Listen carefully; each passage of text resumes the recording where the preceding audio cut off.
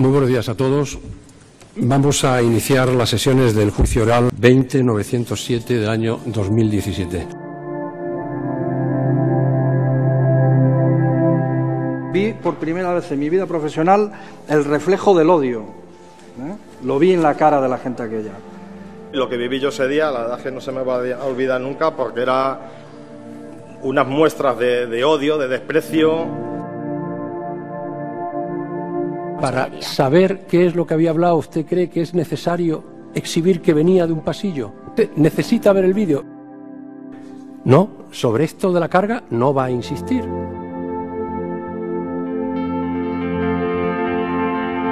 Usted no viene aquí para expresar o explicar al tribunal su grado de alucinación, su estado febril.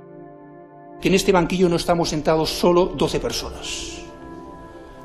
Están sentadas más de 2 millones de personas que se sienten a través de nuestras personas concernidas. Pase lo que pase, seguiremos con la mano tendida. A todo el mundo, piense como piense.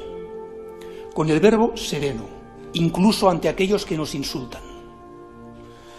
Con la mirada global, intentando resolver, responder, dar respuesta a aquellos problemas globales desde nuestras convicciones republicanas, creencias a favor de la justicia, la libertad, la igualdad, la fraternidad, para resolver aquellos problemas que nos afectan a todas y a todos. Y seguiremos, sobre todo, mirando a los ojos de nuestras hijas y de nuestros hijos con dignidad, con la misma dignidad con la que miles, millones de personas en todo el mundo se baten diariamente por defender los derechos fundamentales.